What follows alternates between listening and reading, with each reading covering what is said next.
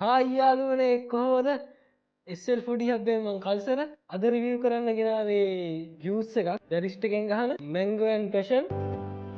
අපි බලමු මේකේ රස කොහොමද, ක්වොලිටි කොහොමද, 10න් කීයක් දෙන්න පුළුවන්ද කියලා. බැරිස්ට් එකෙන් ගහනවා හිතන්නේ මේක අලුත් ප්‍රොඩක්ට් එකක්. මේකේ මිල වෙනවා 790ක්. මේකේ මිලිලීටර් 250ක් තියෙනවා. සීනි ග්‍රෑම් 8ක් තියෙනවා.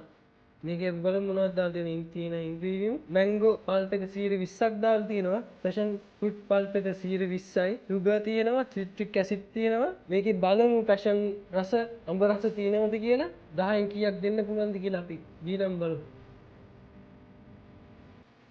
මේක හොලවලම ගමු.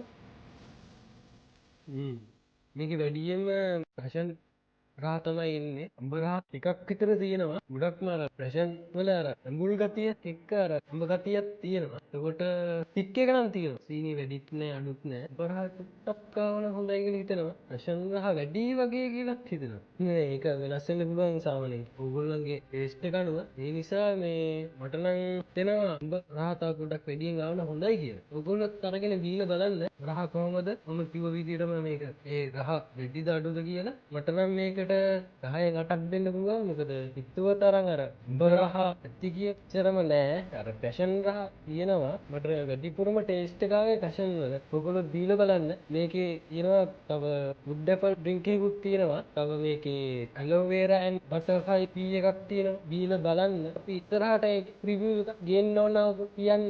අපි ඒ දෙක රිවිව් එකක් ඉස්සර ගේන්නම් ඔයගොල්ලෝ යට තියෙන කමෙන්ට් සෙක්ෂන් එකේ දාන්න.